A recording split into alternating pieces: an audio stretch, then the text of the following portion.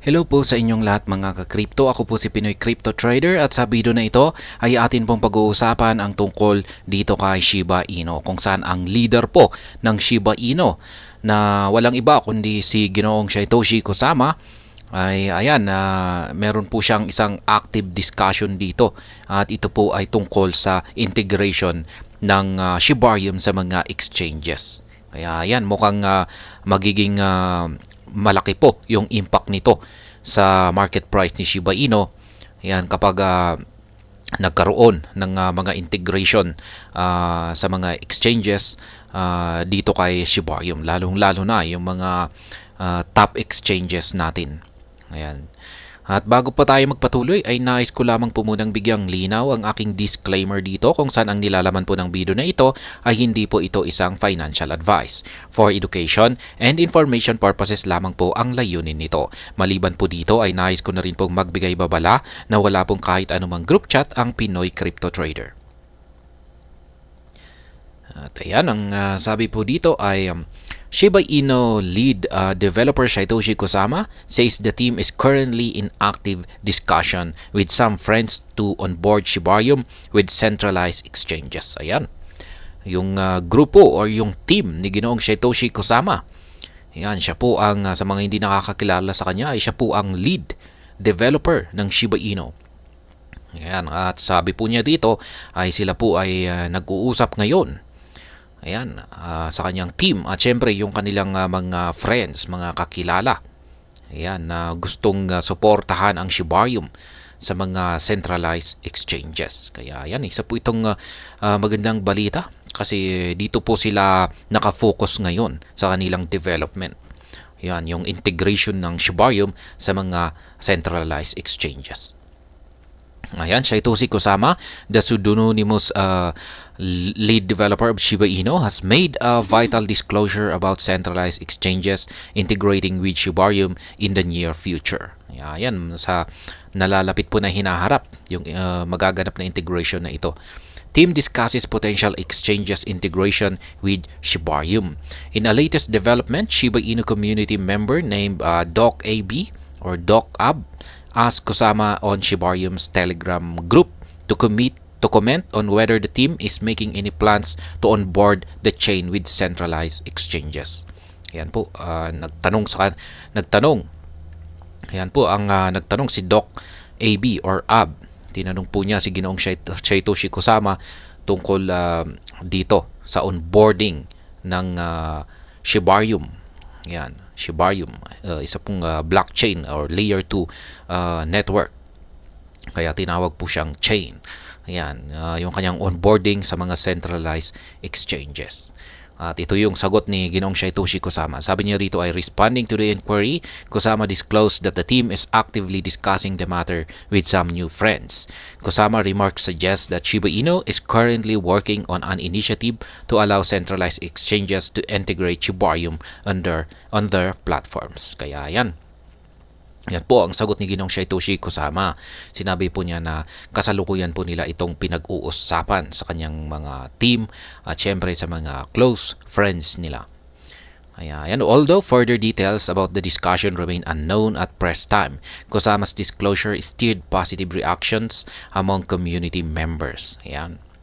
Nagkaroon naman daw po ito ng positibong reaksyon sa community ng Shiba Inu, kung saan ay nagustuhan po nila yung ginagawang plano ngayon ng SHIB team. Some community members reacted to Kusama's message with multiple flame and eye emojis as seen in a screenshot shared on X by prominent Shiba Inu influencer Kuro Shib Army Japan. Ayan, yan naman po. Ito raw po yung mga screenshot ng mga yung screenshot ng mga reaksyon. Ayan, gamit ang mga emoticons mula sa mga community ng Shiba Inu. Ayan, may nag-aapoy. Ayan, may dalawang mata na sorpresa. Ayan, ito naman, okay.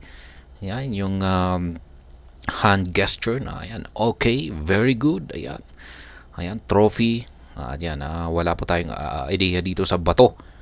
Ayan, ito po yung bato na nakalimutan ko na yung pangalan sa bato na ito. Sikat po yung bato na yan. yung ulo na hugis bato. Shibarium records impressive stats. Recall that the Shiba Inu team launched Shibarium in mid-August after several months of active development. Although Shibarium suffered a technical glitch hours after its launch, the team behind the Layer 2 blockchain resolved the issue in a few days. Since Shibarium relaunched on August 28, the network has not experienced any major glitches as it continues to record impressive stats. For one, the total number of transactions on Shibarium is inching towards 4 million. According to data from Shibarium Scan, the network has already recorded 3.9 million transactions since its debut. It also boasts more than 1.26 million addresses with 1.61 million total blocks produced so far. Ayan.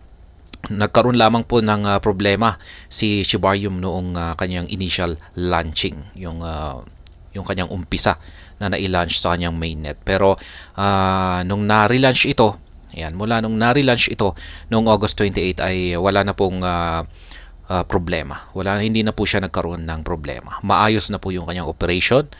Kaya hanggang ngayon, tuloy-tuloy lamang yung kanyang tagumpay. Operational success.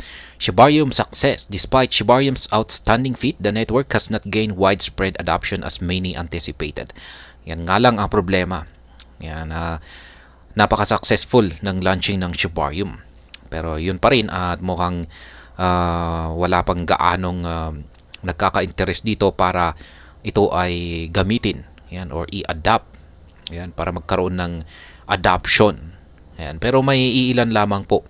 Pero syempre ang gusto natin or ang gusto ng community ni Shiba Inu ay magkaroon ng widespread, malawakang adoption kasi ito talaga yung makakatulong para lumago ang Shiba Inu. Meanwhile, Shibarium has recorded significant success in exchanges integrating with the network. Last month, the Turkish cryptocurrency exchange Bitcoin3 integrated with Shibarium, allowing users to deposit and withdraw assets through the network. Ayan. Itong nakalipas lamang na buwan ay meron pong isang Turkish na cryptocurrency exchange ang nag-integrate dito kay Shibarium. Ito po yung Bitcoin3. Kaya ayan, yung mga gumagamit po rito kay Bitcoin3 ay pwede na po silang mag-deposit at saka mag-withdraw gamit ang Shibarium network. Ayan. Similarly, Australian-based cryptocurrency GrooveX announced plans to integrate with the network. Aside from the exchanges supporting Shibarium, the network has also attracted the attention of other top crypto projects. Ayan. Sunod naman po ang GrooveX. Isa po siyang Australian-based na cryptocurrency. Pero announcement pa lamang po siya. Hindi pa niya naproproseso yung integration ng Shibarium sa kanyang platform. Pero maganda pong balita isa pong announcement. Kaya ito po yung ating isang inaabangan kasi kung pag na-integrate po ito ay magkakaroon na naman ito ng impact sa market price ni Shiba Inu.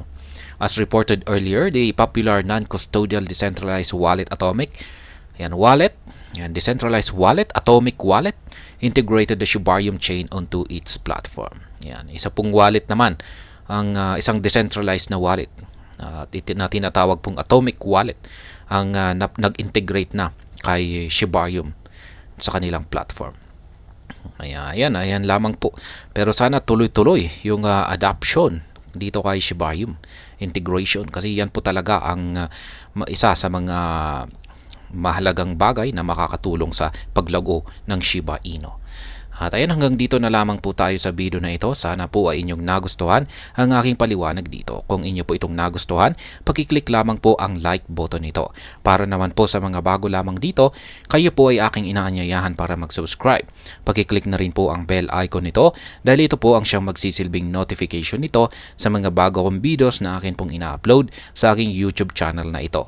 Marami pong salamat sa panonood. Ingat po tayo lagi at God bless po sa ating lahat.